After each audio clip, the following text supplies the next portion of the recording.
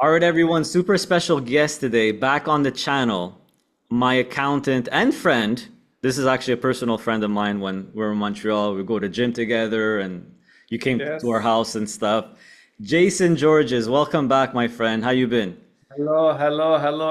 Everything is going great, man. I miss you guys in Montreal, and I'm excited to talk to you and everything, man. Yeah, I'm it's cold, thanks. I heard, though. It's very cold there, from It's what I've heard. cold is an understatement, I would say. It is Oh, man. freezing. Freezing is the correct word. It is minus 30 degrees Celsius right now outside. Oh, So that's it's funny because pretty. it's about plus 30 here, so. Why are you making me feel that way, man? I, I I love to do it.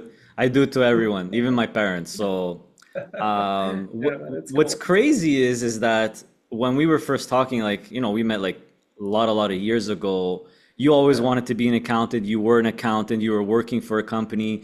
You were thinking of starting your own business. But now I just learned officially, you are all in. You have your Absolutely. own business. So tell me about a little bit about it. Absolutely. Absolutely, man. Yeah. So I was, as you know, as I was talking a lot about moving on my own and stuff like this, but it's not always easy. But now, about a year and a half ago, I started my own company. I rented an office and now I'm taking clients completely on my own. I'm an official CPA firm. I work under CPA Excellence. That's the official name of my firm. And, everything is going very well. I'm so happy about it. I'm, That's I'm very happy. fantastic.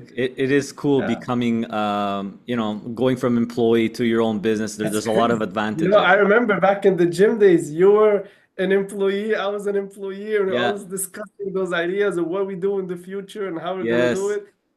We always kind of had this vision about it, so we kind of did our thing, So I'm happy. Yeah. Yeah. We always had a good rapport like that because we were both kind of always entrepreneurial and we Good, always did good. stuff on the side, and it's just a Yeah, natural absolutely, progression. absolutely. But I'm happy you took the leap of faith, and Yes, it sounds me like it's too. going really well for you. And I'm gonna It's put good. all your info in the video description. You're also doing some content now on Instagram I talking about am, I taxes, am. English and Yes. French, I believe. So Yes, I'll put all yes, your yes. info On in there. Instagram. Yeah, yeah, I'm very active there. I try to post as much as I can, and yeah, I'm active there. And just for just real quick before we get into the questions, you have clients all over Canada. It's not just Yeah. Quebec. No, no, no. I take all over Canada clients. I'm able to do Perfect. everything. Yeah, Because I yeah. got a pretty big audience base in Quebec, Great. but most people from Ontario and BC. Those are Sure, the big sure. provinces that I meet Great. with. And Awesome. so we're going to go Yeah, through a bunch of questions today because it's sure. tax season is coming. Hopefully you'll be Yes, able to answer most of them. If not, we'll kind of freestyle it because sure. throughout the years with investing, I've learned a lot about taxes, how they work, how there's different tax brackets in different provinces and RRSP Sure, versus TFSA. So you kind of sure, master it by default with sure. experience, but you're actually certified and you know all of this stuff because you actually do it. So we'll go through I do. the questions that members, PII Inner Circle members had, and there's quite a bit of questions, some more popular than others. Sure. So we'll go through them. Yeah, So let's go. the first question I have probably won't be able to answer much on this, but it is a common question. So picking which ETFs work best in a non-registered account. So when it comes to taxes, most of it is really in the non-registered because TFSA, Yeah, RSP, we'll discuss yeah. that. So picking which ETFs work best, I'm assuming tax-wise in a non-registered account seems to be the hardest part to decide for most people. Yeah. Um, Well, you'll have to look into like what kind of like return they're getting and stuff like this. But in terms of like actual types of ETFs and stuff, I assume you'll be able to help more. But from the tax perspective, as you know, like from non-register's perspective, it's not taxable, right? So if you're making any sort of revenue, income, dividends, interest, any type of stuff, it's not taxable. And yeah. you mean it is taxable? So for non-registered. Yeah, for the Yeah, oh non-registered. sorry, yeah. So taxable, yes, yes, taxable for not, yeah, my bad. I said non-registered. So it's taxable for registered, depending as well on like the for non-registered as well. So depending on like types of dividends, is it eligible, non-eligible, interest, and every type of income Yeah. has its own type of brackets and rates and stuff. Exactly. So what I usually tell people with this, first of all, you got to know your province and your tax bracket to know how much capital Absolutely. gains are taxed, eligible dividends are taxed, interest or regular income is taxed. But as far as the ETFs are concerned, it really depends on what the ETF holds and the strategy. So there's, obviously the best tax is ROC because it's not taxable. It lowers your cost base. So it's kind Exactly. of like delayed capital gains. That's what I call ROC, just delayed Yeah. capital gains when and if Yeah. you sell. Yeah. But to answer this question, to really pick, it depends on your province and tax bracket because what I've learned is that in the higher tax brackets, let's say you're making over 100, 120, 150 a year, eligible dividends start to lose their greatness and Yeah. capital Yes. Yeah. gains starts becoming more tax efficient, right? In the Absolutely. low tax bracket, eligible dividend is the best. Is the best. It's Okay. even at a negative. What does that Yeah, mean, it by is. the way? When I look at like Well, Quebec, Ontario, eligible dividends, yeah, if you're in the first you tax see bracket, it says negative. negative. How does Because that work? because when you get yeah, because when you get an eligible dividend, Yeah. there's a part of it that's the taxable. Let's say you get $1,000, for example, of eligible dividend. The eligible dividend is grossed up by 15%. So in your tax return, you would get 1,000 multiplied by 15, but you also get a tax credit, and usually the tax credit is bigger than the tax you owe on the $1,115 that you're going to add in the return. Therefore, it means that you get money back up to like this. That's why the lower bracket, they get money back on the eligible dividend. Yeah, and here it is right here. Like here's Yeah, eligible dividend. This is yeah, Ontario. I'm showing yeah, Ontario. yeah. So if you're declaring less than 52,000 Canadian eligible dividends, I see minus 6.86. Exactly. Yeah, Capital gains yeah, is 10, which is not that high either in a low bracket. But so you're telling me that if you're declaring basically 57K or less in Ontario, you actually get a credit if you're getting Canadian yeah, eligible dividends. absolutely. Yeah, because you're on a lower tax bracket and you're paying less than the actual credit you're receiving. Even in Quebec, up to like the first 15,000 of even non-eligible, you get a small portion because in Quebec and also on the federal in general, you get the first 15,000 tax free. So if you get a non-eligible of 15 or less, the tax credit, the dividend tax credit, you're gonna get back. So that's why they say negative.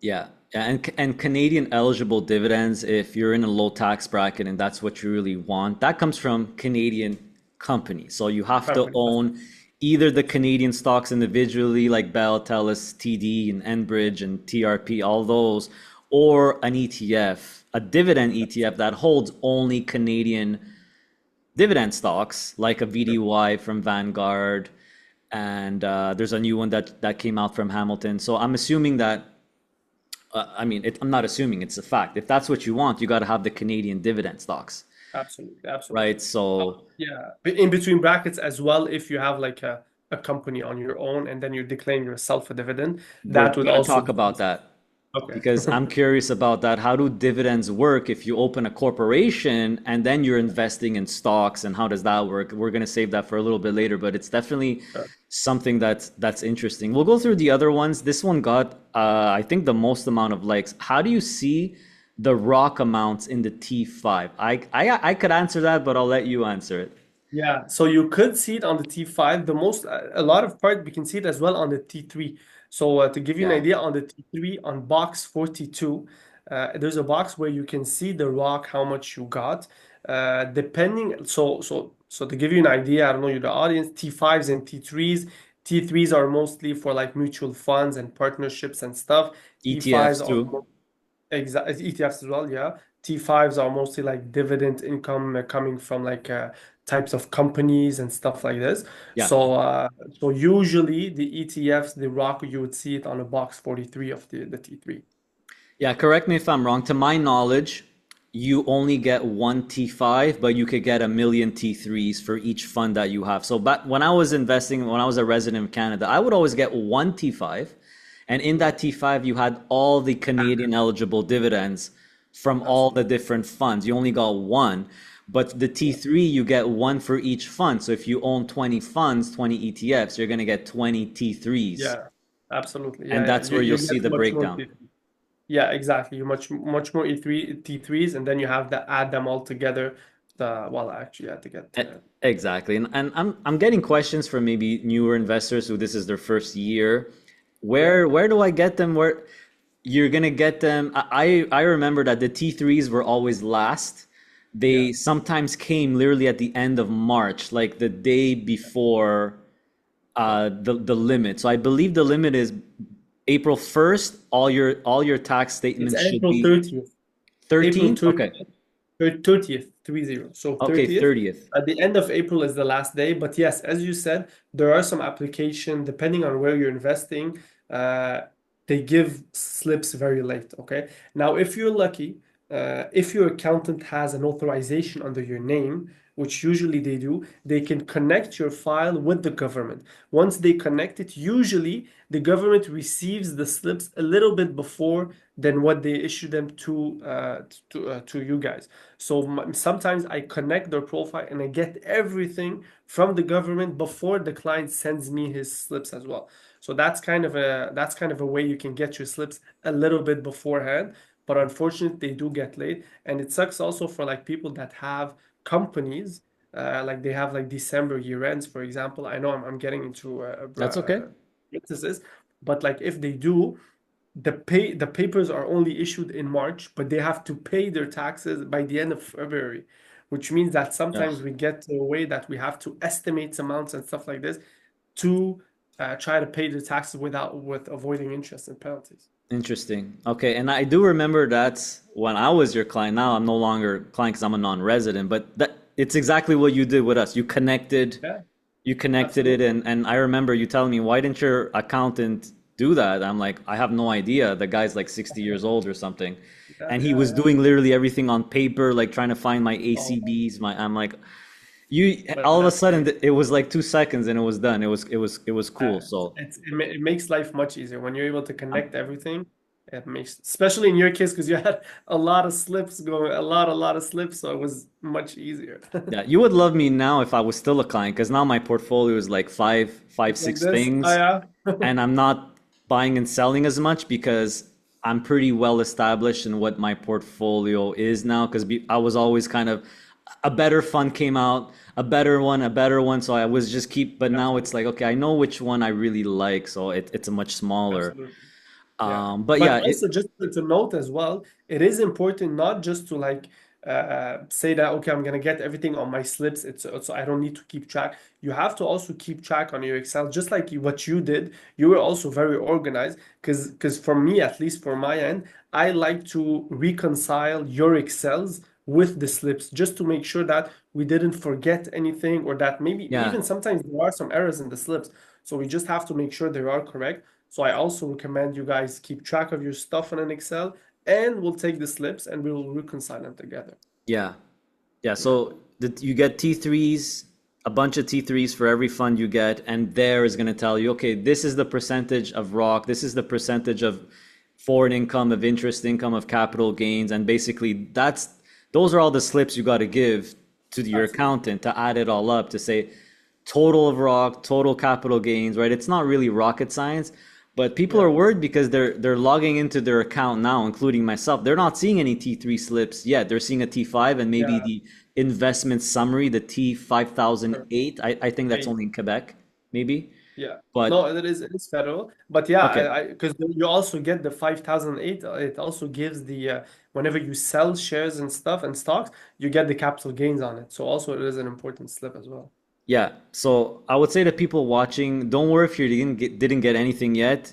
By end of March, typically is when you'll get You everything. Just make sure I tell people just take it all from your broker and send it digitally to that's what I did with you. I just sent you everything and you absolutely. know how to slip through it, how to sit through it, etc. So I want to Yes. next question is about this 15% withholding tax.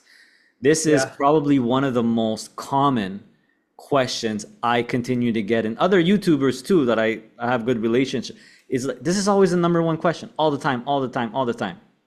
So let's go through it. So the 15% US withholding tax, and a quick comment, it's actually 30%, but because Canada has a treaty, it's 15. So for me, for example, in Panama, it would be 30 because there's no tax treaty. So Yeah. let's say it's 15. How does Yeah. that work in a non-registered account? So let's say you have a US stock or a US listed ETF that pays dividends. There's Okay. 15% withholding tax on the dividends, and that's taken from the top. Where does that Yeah. money go? So yes, so it gets withheld, and then you have issue. It kind of goes onto if you're a non-resident, you get slips called the NR4, which are basically this is where they are recorded the withholding taxes, and this slips most of the time it is automatically sent to the government. You don't even have to send it to the government most of the time, and that's it. You get on the slip, you're gonna see how much taxes withhold it was on your returns. And usually that's why sometimes the non-residents tell me, okay, I didn't do anything and I got my money back or whatever. It happens because the NR4 is automatically sent to the government and the government knows exactly how much they withhold on your taxes. If you have any type of obligation to pay taxes, they're gonna keep it. If not, they're gonna pay it back. What about for a resident of Canada? We'll stick with Okay, resident yeah, of okay. Canada. Yeah, Correct me if I'm wrong. What happens is you see the 15% go out. I think it goes automatically to the IRS, I believe, or the yeah. broker has to They send are, it. But yeah. what is this foreign income tax credit? Is it have to do with this? Here's the question. Can you get any of this 15% back if you Yeah, are a Canadian yes. resident? How does Yes, that work? absolutely can. Yo, so absolutely. So how it works is once we're gonna add all the slips together, those slips are gonna tell me what type of income you made. We're gonna enter it in your tax return, and there is some calculation done on the foreign credits that you get. They are taxed and calculated in different way than any like a dividend credits or whatever. But you get a portion back depending on the type of income you made and depending on the bracket and depending on the province you're in. So, but you do get it back. You You do can. not pay anything that you are not supposed to pay. Okay. So how much of that 15% tax approximately can you get back? Is it just too hard to I tell? wouldn't be able to give you like an actual percentage because it really like there's so many variants to it. Like it's a complicated calculation depending on like a lot of stuff going on. So I could tell you 5%, 10%, 20%. Like I Okay. wouldn't be able to give you like an exact Would you amount. say the higher bracket you're in, the less you'll get back? Exactly, Maybe? yeah. The higher you are, the more money usually this is how it works. The more money you make, the less money you're gonna get back usually. Okay. Your tax. Okay. And if there's a Canadian ETF listed in Canada that Right. invests in US stocks and they have dividends, it's the ETF that takes care of the withholding taxes, right? It's not Yes. you that has to do anything. It's all No, no, no. okay. So this It's is we're only talking about if you're owning US listed stocks yourself in your non-registered. absolutely yes, yes. So Okay. absolutely exactly what you said.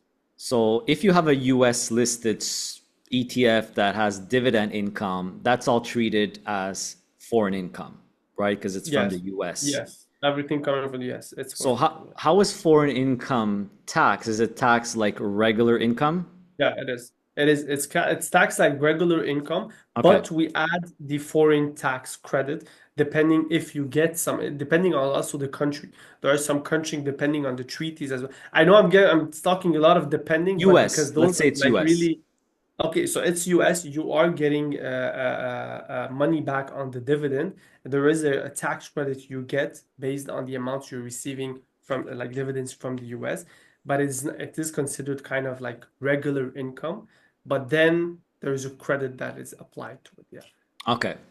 Okay. yeah, But in short, Canadian eligible dividends are always going to be better because not only they're taxed better, that one it's absolutely. foreign income plus there's that 15 on top of True. it, but yes, you get some of Yes, it back. That's yes, my absolutely. If you're able to get Canadian eligible dividends, usually it is much more beneficial. okay. In a TFSA now, Okay. um, can you get any of that back? I've heard that you can't get any. If you hold a US ETF that gives you 12% yield, uh, It's 15% is actually a very good question. I've never dealt with because I've never dealt with this type of scenario where like people have TFSAs. Like I've never thought about like how do you get the money back? Because usually we get the money back when we do the tax return. But the amount you receive in your TFSA, we don't include it in a tax return. It is not included, it's not taxable, but I'm right. sure there's a way you get the money back though. It's a very good question. I've never thought about this like this. Yeah. So I've heard you can't get it back because it's a TFSA and it's not declared anyway. But this is why I tell people just put the Canadian listed, don't put the US listed funds. Just put the Canadian listed fund in there so you don't get dinged 15% every time your dividend comes in. But you're saying that maybe there's a way from the TFSA to There get might that. be a way, but I will, because I don't want to say something wrong. What I'm gonna do is, if you want, I'll just put a comment in the video at the end. I'll just to make sure that the information I tell you is correct, just to make sure if we can get it or not. And I don't know if you can pin the comment or Yeah, something. you let me If know. You let me know Yeah, for I'll let sure. you know, and you'll put it at the top. Just yeah, but it's a Okay. good question. Yeah. And the RSP, this US 15% withholding tax doesn't Same. This exist. is gonna be the same thing. Same thing as TFSA. I'll because if you're investing in RSPs as well, it's not added in your Yeah, it's not in added. I mean, you no don't like when no. So I don't. I had a US listed fund, a US listed high yield ETF. There's actually no 15, there's no withholding tax whatsoever because the RSP is immune because it's considered a retirement account. Oh yeah. Okay. Yeah. Yeah. I'm Okay. talking Yeah. about the RSP now, the Yeah. retirement Yeah. account. Yeah. I understand. But like, okay. So they didn't withhold any tax They on don't your withhold RSP, it. No. but on your TFSA they do because it's TFSA not they do considered because a retirement. it's not a retirement account. Yeah. Oh, yeah. I didn't know that. Okay. So that's something that's good to know. Yeah, so this is for Canadians who invest in US listed ETFs Yeah. that Absolutely. have yield, that give a dividend. This is why I always tell them if you really like a US listed fund, you don't want to deal with that 15% tax, put it in the RSP because it doesn't exist. In the TFSA, Sure. you'll check, but I think you can get it back because it's not taxable anyway. Sure. But in the Sure. non-registered, you might get a portion back, but the income you're getting. Oh, here's another question. So let's say you have a US listed ETF, whether it's a Nasdaq or whatever it is, it's US, it's on the US stock market in your non-registered, in your regular cash account. Then when the T3, let's just call it the T3 comes out for that ETF, all of it is ROC. Okay. Now, I've heard that just because it's ROC on the US side, in Canada, it's still considered foreign income. I'm not sure if it's true or not. So let's So say the there's a thing US. about those slips, yeah, the thing about those slips is like this, there are scenarios where you can't take everything they put on the slips. Like for Okay. example, you're gonna see sometimes on the T5s, there's a box 13, I think it's 13, it says capital gain. But it's usually I don't take it as an actual capital gain. We have to account for it as like a dividend, for example, some sort of dividend. It's a return because companies, when they pay returns based on their capital gain, they put it in a box called capital gain, but technically it's a dividend return. And same thing with the T3, for example. Yeah. Yeah, sometimes it does put it as like foreign income, but you have to adjust for it. And that's why I always say it's important for us to do the Excel, like the accounting on the side and not base ourselves on the slips, because sometimes information on the slips are not actual correct information. That's where I'm gonna adjust this, and I'm not gonna put it as foreign, I'm gonna put it as capital gain, because obviously capital gain are taxed at 50% compared Right. to any type of income. Yeah, So and it comes in an advantage. this is especially important to understand in our community because a covered call ETFs, most of the income, all call premiums in Canada is classified as capital gains. So even though Exactly. on the T3 slip, you'll see a lot of the income is going to be capital gains in ROC, right? So Absolutely. this is not an eligible dividend, No. right? It counts as, But even though you're not buying and selling, it's still yes. considered capital gains.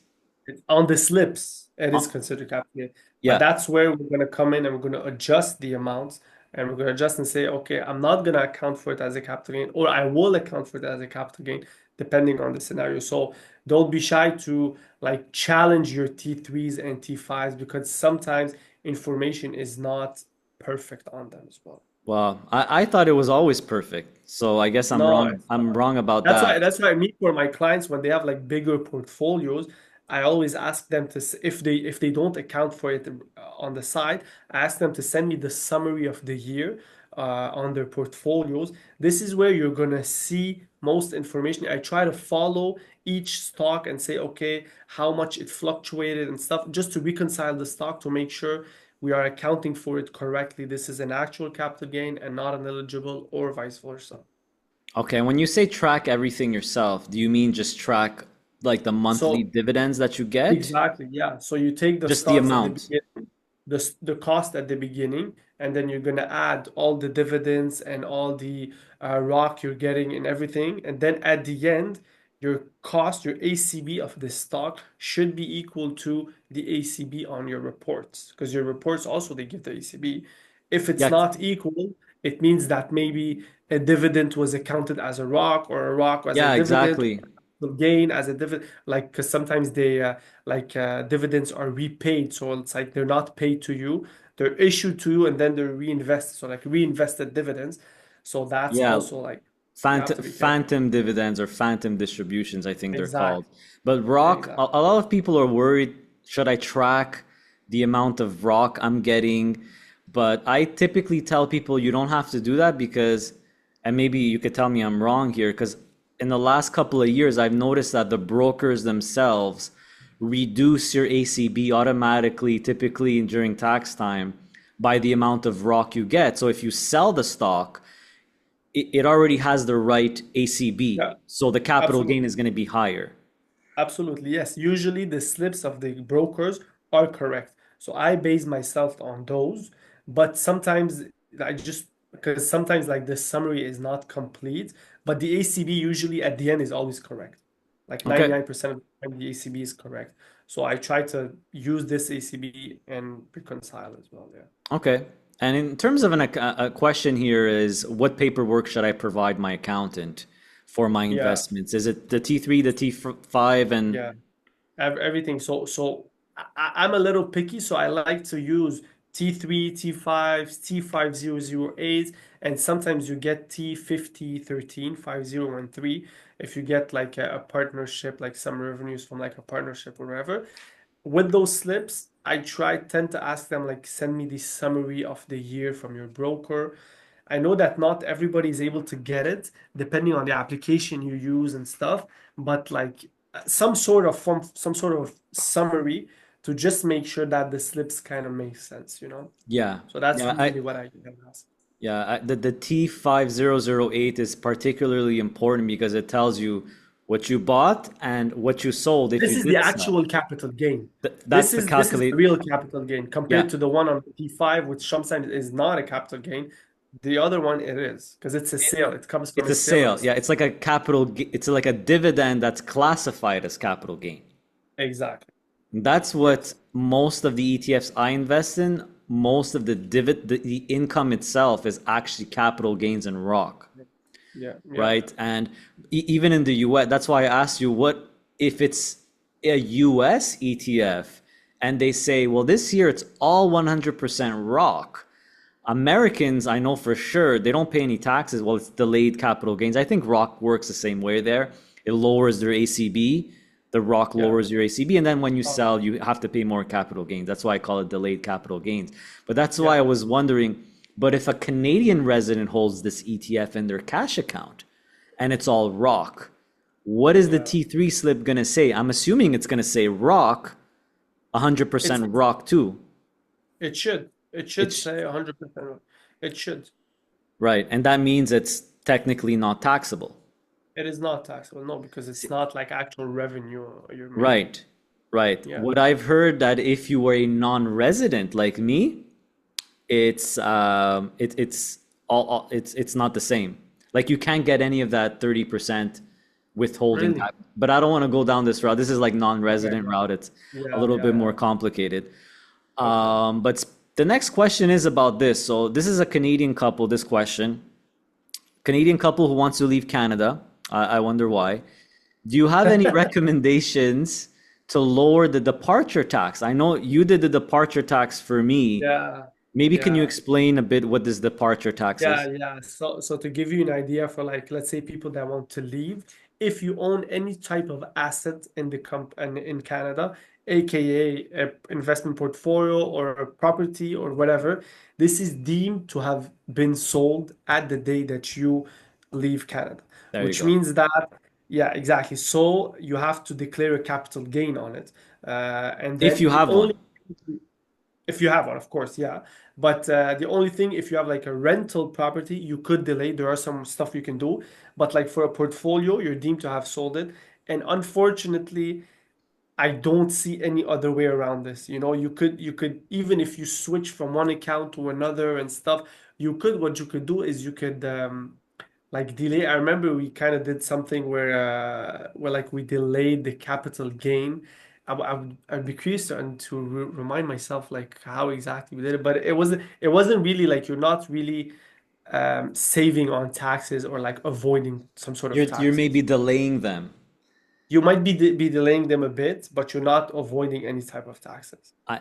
That is when I was doing my research before I left. It is what I've heard. If you have people have houses and they're, I know non-residents here that they still have property back in Yeah, Canada. So yeah, you I don't could. know what they did, but I'm pretty sure you Good. could delay it maybe because, Yeah, you could. What you could do is now that I'm thinking about it, the date of your departure is yeah. also very important because it is on this date that you are deemed to have disposed of your portfolio. So are we able to play a little bit with the portfolio so that the capital gain on that day is different than the actual capital gain? I would probably refer to Adriano on this on this matter Well, because he'll probably know. yeah, But the day of the departure is the most important day. yeah, This is and where you don't have to have capital gains, basically. yeah, and this is where it's important as a non-resident. I took a screenshot because Yeah, you can't go back to Questrade or TD and say, "Could I know how my investments were doing or up or down on this date at the end of the day?" You don't get that. So I remember very clearly taking the screenshot on like for a whole week every day just in case because yeah, maybe we yeah, could say that we left the yeah, I day remember. before, day after, but luckily I for remember. me I was actually down overall, so I didn't have any tax to pay Yeah, because, and this is, if there's non-residents watching who invest in PII, you're not going to have much, typically you're not going to have much capital gains because you get most of we get most of our return with the income, which we yeah, have to pay tax on. So when we actually, if you want to become a non-resident and you declare a departure date, you're not going to be plus 300% or plus 40% most likely. You're going to be broken even, maybe down on it. So we didn't have to pay any tax. Actually, there was a refund, I think, because I was negative. So yeah, you're right. let's say you do this, that your departure date, you're down $20,000. In the final year that you do your taxes, can you declare that as a $20,000 loss? Yeah, you could take the loss, but the issue is that we can only use losses against gains. So the thing is, like when you become a non-resident, you don't have well, you could if you continue creating non-resident income in Canada. That way we But if you could don't, use if there is no tax return anymore in Canada and you just left, if you have a loss, unfortunately, it's gonna get accumulated, it's gonna get yeah, losses because but you that can't year, use let's say you do other things and you have a during the capital year. Yes, gain, you could offset it. yes, yes, yes, Or, correct me if I'm wrong, if you have a big capital gain in the last 3 years, you could go back and absolutely. backtrack that. We did that Yes, together, right? absolutely. If you create a loss today and you have capital gains, so losses, to give you an idea, they come in two formats. You have non-capital losses and capital losses. Non-capital losses, basically, if you have a business and you're doing a loss, that is treated, you can only put it against non-capital gains. But like capital losses coming from stocks and stuff Yeah. like this, You can as well, you can only use it against capital gains. And you can report it 3 years back and around 20 years, I think, indefinitely forward. Forward, yeah. So you could, if you have any gains in the last 3 years, we can use those losses today to offset them as well. Yeah, So that's yes. that's what we did. So Yeah, that we did it for that three year we years. went back 3 years because I had Yeah, some capital gains, and yeah. I left Canada and I got a big tax refund, Sure. Yeah, which exactly. is Oh which yeah, is that's right. Exactly. That's how we could use it as well. Yeah, you're right. You're yeah. right. Yes. But it's limited to 3 years backwards. 3 years backwards and indefinitely forward. Yeah. Okay. Okay. Yeah. So yeah, I mean, to answer the question, I don't think there's any way of getting around it. You basically, in short, the day you leave Canada or your departure date, you have to take a screenshot to show what your portfolio is in the cash account. Yeah. And hopefully you'll be flat or down or a little bit up, and you pay. Basically, it's like you're telling the CRA on this day, I actually sold off everything, but you don't have Yeah. to sell anything. It's right, you're Exactly. pretending, It's a kind of. deemed disposition. Deemed Exactly. disposition, yeah. Yeah. Yeah, I remember I was lucky because the market was starting to go down on that week, and I was down a little bit, but you don't have to sell anything, which is great. It's just Oh, simulating like you're selling. absolutely. Yeah. Wow, that's great. That's good. Let's see here. Not for some they're non-resident. So maybe if we're just sticking with the non-resident, once you're non-resident, you leave, like myself. I don't have any property. I don't have anything in Canada. You no longer have to file taxes in Canada, No right? obligation to do anything in Canada anymore. That's it. You left and Beautiful. that's You it. have to file in the country of residence, however their laws are, right? Absolutely. No Okay. obligation to do that whatsoever. Okay, perfect. And also you when you become a non-resident, you still get to keep your TFSAs or RSPs. You could keep Yeah. everything. You just can't Yeah. add. Well, I know the TFSA you don't get contribution No. room, but the You RSP don't, you you don't get. have any contribution room. You can just keep it there. And once you take it out, you're gonna have to pay taxes on it as well. Well, you from the TFSA, No, no, the RSPs I'm the talking RSP. about. Yeah, I know because I Yeah. just emptied them. Yeah. It's 20. I paid a 25% flat withholding tax. That's Exactly. what I Yeah. paid. Yeah. Which I'm like, you know what, a quarter, I'll accept that, Yeah. 25%. If you're in Canada, if you're a resident, you're in a high tax bracket, you could pay much higher than You that. would put, yeah, exactly. It would cost you more. It It would would, cost you yeah, more. if, especially in a high tax bracket, you Yeah, could it pay would. 50%. So I was like, okay, Absolutely. 25%, I guess it's Yeah, yeah. fair. Everything in there grows tax free. Yeah. I still have a lot of, I'm sure you get this too. I think the RSP is a scam. It's not worth it. I highly disagree with that. What do you I think? mean, it depends on the portfolio of the person. It really depends on your mentality and how you think and stuff. Because like really it's a risk management game, right? So are you able if you're able to get a return on your RSP higher than any other type of investment you're going to do outside of your RSP, then I would say no, go for the RSP. But if you're like a real big entrepreneur, you have ideas and you're gonna able to make more money outside of it, then like it really depends on the person. I couldn't Yeah. say it's a scam. I can't say it's a scam. Yeah, I mean, if someone starts their RSP at 18, 19, 20, and they keep investing in the S&P 500, after Absolutely. 10, 15, 20, 30 years, trust me, it's well worth it. Yes, you have to, this is how I tell people. Yes, you have to pay tax when you take it out, but everything in there grows tax free. So you could be doubling, tripling Like, your money. You could have a million, absolutely. $2 million. Absolutely. No, if you are into stock market and stuff, like I would always say, like try to maximize your RSPs and your TFSA because those are very good tools to invest. If you're investing outside of the stock market, maybe not, but like stock market wise, absolutely, RSP is a great way. Question you must get all the time. What's better, TFSA or RSP? Again, I would say like it really depends. Obviously, it depends also on like where you're at in life. Okay, so if you are right now at the peak of your revenue, you are making more than 200,000. You are taxed at 52% approximately in Canada. I would say here is where an RRSP is good because you're avoiding a 52% tax. And then you're going to probably play it at 60 or 65. Your income is going to be below. You're going to be taxed at 30%, let's say. So you're saving this 22%. But if you are right now on the lower bracket and you will eventually be higher, now is not the time to invest in RSP. Maybe you can look into a TFSA TFSA is because better. Yeah. down the line you will have higher income, and then the RRSP becomes more beneficial. Yeah. The way I like to explain it is don't ignore the RRSP. TFSA is obviously much nicer because it's all tax free. But again, if you're in a high You tax pay the bracket, taxes.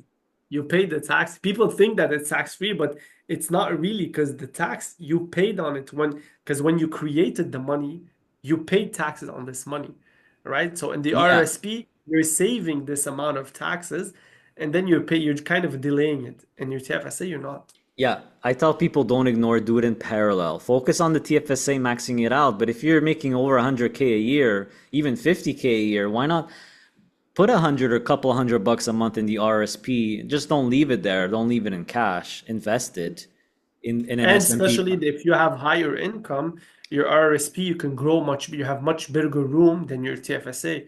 Your Yeah, TFSA, you get 7,000. yeah. RRSP, if you have higher income, you can get up to $20,000 of in your RRSP. Yeah, I think it's the lowest of, because some people make two, three hundred There's a thousand. formula, but I mean like worst, yeah. Yeah. Yeah. So I Maximum you thought it can was get up to 18, but 3,000. I guess now it's 20, the max. No, no, no. I just did approximately. It's around like 18, 19-ish. I'm not, because every year it changes, but yeah, Yeah. A lot higher than 6 or 7, though, from TFSA. exactly, So, exactly, if someone's making $1 million, they can't put $1 million in the RSP and pay zero tax. They could only put exactly, 18 grand or 20 grand. That exactly. when an account has a limit, a strict limit, that's how I know, that's a sign for me to say it's good, because Yeah, the government is limiting how much tax you could save. So of course it's worth absolutely. it.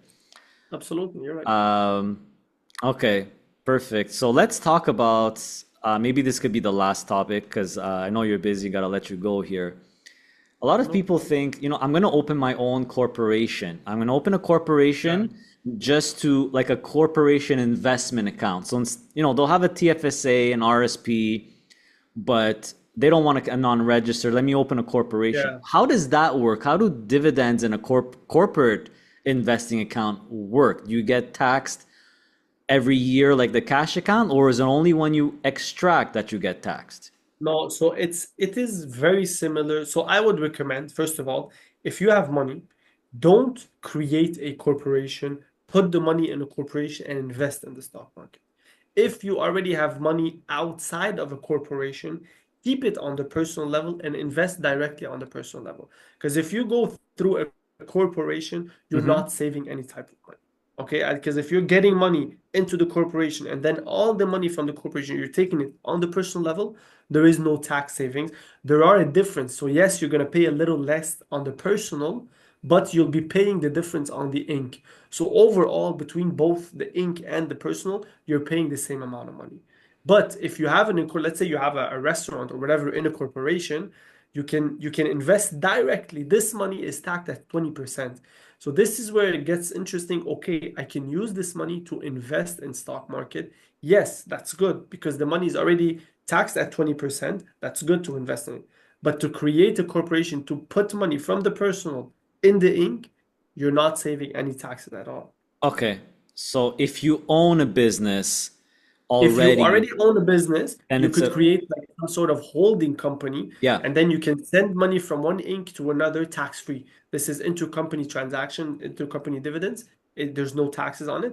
Therefore, you'd have in your holding money that is taxed at 20% compared to money taxed at 50% on the personal.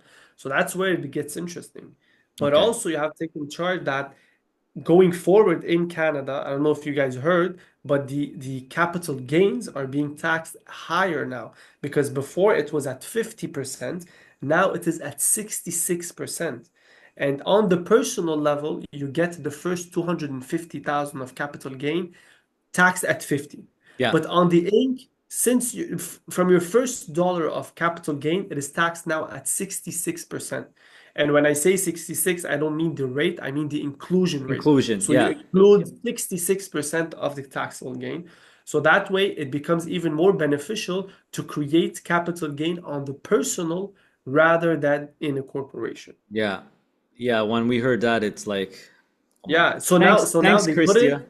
It's Christia Yeah. Freeland. Thank you. Yeah. Thanks. So now Exactly. when They when put it. They my put it. yeah, Go go ahead. ahead. No, so because they put it in charge for like in summer, they say okay, we're going to start with this, and then a couple of months ago they said okay, no, let's stop it. We're going to put it on hold for a second, and I think they're going to put it back in motion. I don't know when, but now it's like kind of in a pause situation. But that's mean that everybody that went crazy and started selling their stocks and their capital gain Did it for no before reason. they got screwed because they had to sell everything, and then now they put it back, they put pause on the whole thing. Yeah. So it was a complete mess for now. So it's Yeah, it's yeah, a mess. Yeah, and yeah, this is mostly going to impact people like my grandparents if ever they sell their home. That's over 250. exactly, absolutely. Um, so, but anyway, so okay, so in short, what I understand is if you don't actually, if you're not an entrepreneur, business owner already, it's not worth it as a regular person who just goes to work and works and makes 100,000, Absolutely, to open a corporation and do all that. You might as well stick with the just personal. absolutely, Okay. absolutely. Yeah, That's what I've been telling people, so I'm happy you agreed, and that's what you told yeah, me a couple of years ago yeah. when we Oh, started the YouTube, yeah, and I asked you, well, look, now we have a couple of other revenue streams. You said you don't need to open a company, you just declare it like extra income, and absolutely. so okay, Yeah, opening a company, there are some stuff that you have to have before opening a company. Because everybody think that every time they have an idea, okay, I'm gonna go open an incorporation. You're gonna pay $2,000-3,000 of lawyer fees, $2,000-3,000 of accounting fees for nothing. Like, and you're not gonna save any money. So that's what you before told that, me. Yeah, talk to your accountant. If it's like a small business or a startup, or there are some ways to avoid this incorporation, and you're not losing on taxes.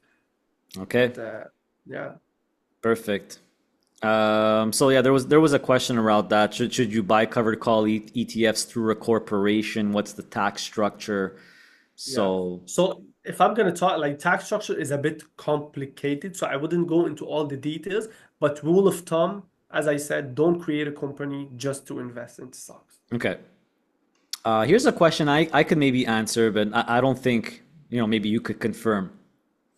Is Yeah. there a way to find out how the distributions will be treated during the current year without having to wait for the tax slips? There is Yeah. no way, right? You could No, you only have to get, estimate. right? Yeah, absolutely. You have to estimate. You have to keep Estimate. track of your stock. You have to keep track of your stock during the year. That's what I do with companies that have portfolios. I mentioned this before. Unfortunately, because the slips they come out late, and Yeah. they have to pay the taxes by February. We kind of have to estimate. We go by like the summary and stuff. But to be honest, it's not perfect. It's not the perfect way. And I even have clients that rather be a bit late and pay a little bit of interest and penalties, but have the exact amounts. So, Yeah. yeah, Well, to answer that question, it really depends on the ETF and what's inside. If it's all Canadian dividend stocks, all of it, it's going to be all Canadian eligible dividends most likely. Also, a good thing to do is look at last year's to get an idea. But no, there is no anticipated way because every year it could be different. But, if yeah, it's a covered call ETF where all they're doing is writing covered calls, most of it is going to be capital gains and or ROC. But the amount of absolutely. which depends. Yeah, From yeah, what I've seen, the worse the year is, the more ROC there's going to be. The better the year is, the more capital gains there's going to be. If there's no Canadian companies, you're not getting Canadian eligible dividends. So you could only absolutely. estimate for this Yeah. one here. There was, I think, a person that asked about like the Smith maneuver or something like that, if I'm Yeah, not mistaken. yeah, that was the Yeah. next question. So I don't Oh even know yeah. what that is. Do you know, like, is So that yeah, borrowing so to money? give you an idea, it's basically people, what they do is they refinance their house because they want to create interest, deductible interest. Okay. Usually in Canada, deductible interest is only on investments. So what they do is they refinance their house, and they use this money to invest in the stock market, which creates this interest, deductible interest, because it is used to like invest in the stock market. Do you So get all the so interest back? a deduction. So it's a deduction in your taxes. You get a portion of it back. So A, it's not like dollar per dollar. a portion of it back. Is this the HELOC? Exactly. Is this HELOC or is that something else? I think he I th I think HELOC is this. I'm not sure exactly. I'm Home not sure line like the, I equity. think it's I've the heard it interchangeably where basically okay, I think it's you're refinancing your house, you're using that exactly. money to invest. Most Exactly. likely it's going to go in a cash account, regular account. Exactly. So obviously Yeah, this, so basically what you do is like you use money to pay out the house from like other types of like streams of income, but you use the investment of on your house. There's a way like you could do where you use the interest on the house to invest in like portfolios. And usually this is doable because technically it is a debt that you are using to create income and then you can get money back. However, you have to just be careful with this. It cannot be contaminated. So a debt, it has to be, first of all, it has to be a refinance separate from your initial mortgage. I have to be able to see that those are two separate debts because if it's your personal mortgage, they won't accept it. And in this new debt, even if you buy like a McDonald's on the debt, and if it's like it's considered contaminated, which means that you cannot use it at all for personal. It has to be completely investment purposes. okay, And it depends on the returns you're getting. If you're getting ROC, for example, this is not considered actual income that you are receiving, which means that the interest will not be deductible. So you have to be receiving interest revenues and dividends like actual revenue to be considered deduction on the interest. okay. So let's say I own a house that's paid off. Okay. I borrow or I do the Smith mover or the HELOC to get $200,000. I take that 200,000, I put it in a cash account, and I Mm-hmm. invest it all in the S&P 500, which is returning me, let's just say on average, which it has, Yeah. 12% a year. Whether it's income or is it okay? Let's say it's just an index fund. Is that okay Mm-hmm. if so you Yeah. could invest in whatever ETF or stocks you want? Yeah, you could invest in whatever it is that you want, as long as the idea is that you have to show that the idea behind this is to create revenue, and it is not just to do anything else. So as long as the investment is to create revenue, the interest on the investment will be deductible. Okay, so if it's a fund that gives you a 12% dividend a month, Yeah, you're creating revenue. yeah, that's good. Absolutely. They just do not consider return on capital or like the ROC as an actual creation of revenue. Oh, well, that could be a problem because a lot of Yeah. these ETFs have a lot of rock. So I what if, mean, there is, I think, so the way is even if you're receiving a portion of it as a ROC, but overall you are receiving other types of revenue, I think they will accept the whole thing as a deduction, but you can't like really be receiving most of the money or like the majority of the money as like a ROC. as rock? Okay, see, now that would be a problem, but I guess you Exactly. could do it. I guess you could do it with dividend stocks. That's probably the thing that would be make the most sense because it's going to be all mostly eligible dividends. Because a lot of people say, I'm going to borrow at 3 or 4 and I'm going to make 11 or 12 with the S&P, but the Mhm. S&P index doesn't give you much revenue at all. So it's like, can you prove that this is a Yeah. revenue generating investment? If it's not, or if it's all rock, let's say it's you borrow the money, you invest it all in an ETF that gives you no income. Okay. That wouldn't count? No, no, it wouldn't count. Okay, so I would They say would, I would probably not do this. I would probably yeah. just make it more simple if you really want to do it. Because I know some people could get a HELOC at 2-3%. This is back in Yeah. the day, like when the interest rates were down, but they're down now. And they arbitrage the return, right? You're borrowing at 3-4, but you're making 10-11% return in the market Yeah. every year. So you're gaining that 7. I guess it could be a good idea, Yeah. but you're not going to get the interest rate deductible. So the Smith maneuver is just to get that interest that you're It's paying basically to deductible. create the interest on your the mortgage on your house deductible. It's to create this because usually it is not deductible. On your house, the mortgage you cannot deduct it because it's not an investment. It's Okay. a way that you can create the deduction, which if it works, it is a pretty big amount, it's substantial depending on your mortgage and stuff. So it might be beneficial, but there are some stuff you have to look into. Okay.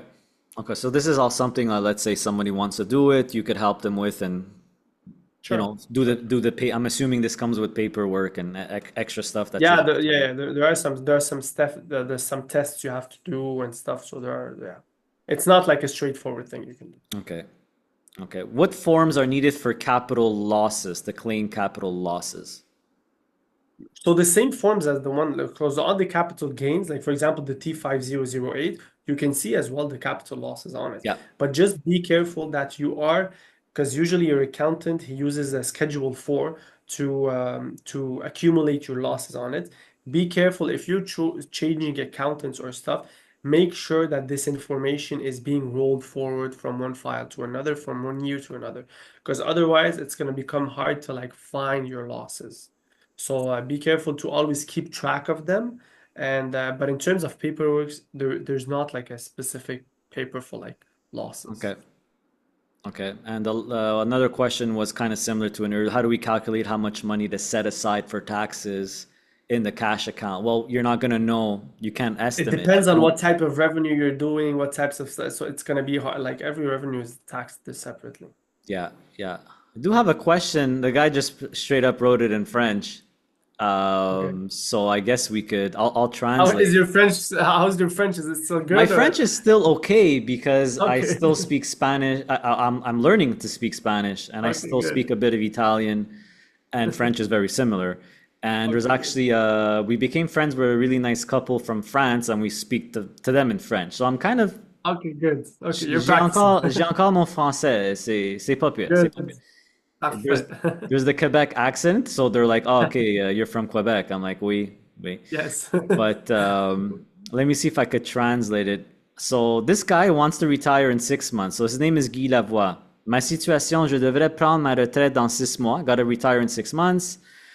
Um, I want basically he makes about 10,000 a month in dividends. He has 300,000 in a cash account, 150,000 in an RRSP, 150,000 in a TFSA, and he also Okay. has, I think, a rental property here, an Airbnb. Combien d'impôts je devrais payer en pourcentage? He's basically asking like, how much tax am I going to pay approximately It's in very hard to percentage? say. It's gonna be very hard. Like I couldn't give you like an example. Like I need much more details than that, because right now, if you're telling me you just have this type of money, you technically don't have to pay taxes, right? Because it's money that you have in your pocket. But it depends. Like you're probably creating some sort of wealth. How are you creating? What type of wealth you're creating? So, Yeah, it's very so hard to estimate how much you're going to pay. it's That's so why hard, it's like, especially like this. Like yeah, yeah. yeah, the cash account, you For me to can't. do that, it's usually like I'll need like a bunch of information, and then I'll do your taxes, and then I'll be able to give you like an estimate amount. So Yeah. there is no like magic percentages, unfortunately. Okay. Well, listen, man, you've answered a lot of questions. We've been here a Awesome. while. Awesome. And good news is you are now open for business. You're doing this full time. You take Yeah. all clients from every province. Tell the audience that in case Yeah, they absolutely, need an absolutely. So accountant. I work. Yeah, absolutely. So I work on my own. I have my CPA firm in Quebec, as I mentioned. I am taking personal clients as well as corporations as well. I work under the name CPA Excellence or CPA Excellence in English. I am also very active on Instagram. I try to post as much as possible. Very good videos, very good information. You can go follow me there.